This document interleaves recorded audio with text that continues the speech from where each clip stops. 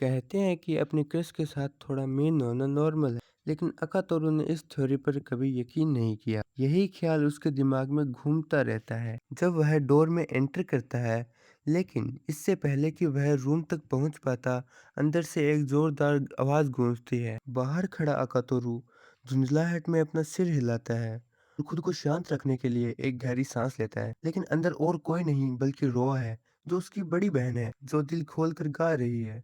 वह आराम से पसरी हुई है, गुनगुना रही है और उसके गाने के बोल चीख-चीख कर गा रहे हैं, जो अकातोरू की बढ़ती धुंधलाहट को और हवा देता है। फिर अकातोरू आखिरकार भड़क जाता है। वह अपने रूम में घुसकर पावर काट देता है और जिससे म्यूजिक तुरंत बंद हो जाता है। आरोह पूरी तरह से बेफिक्र होकर उसका स्वागत करती है, खुशी-खुशी उसे बुलाती है और उसका अभिनंदन करती है।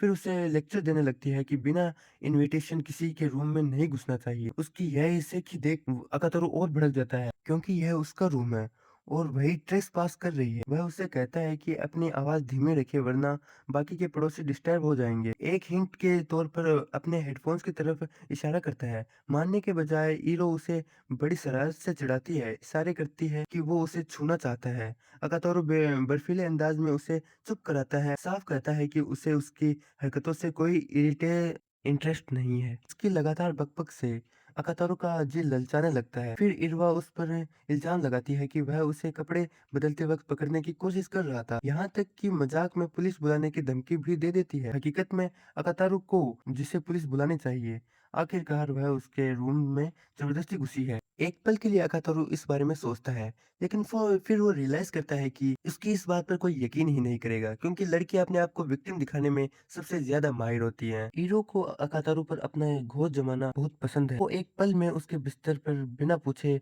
लेट जाती है और अपनी चेस्ट पर जोर देती है। अकातारू फौरन अपनी नजर दूसरी तरफ कर ले, लेकिन उसने डोर की चाबी अपनी छाती के बीच में छुपा रखी है। यह सच है कि उसने उसे चाबी दी, लेकिन इसका यह मतलब तो नहीं कि उसका जब मन करे वह वॉक इन करे। वो और आगे बढ़ते हुए उसे चिढ़ाती है कि अगर उसने उसे भगा दिया तो वह उसके बारे में कल्पनाएं करने लगेगा। इससे आखिरकार अकातारू का पारा 7वें आसमान पर पहुंच जाता है, तो वो एक सर्प बोलते उठाकर उसके चेहरे पर पानी छिड़क देता है।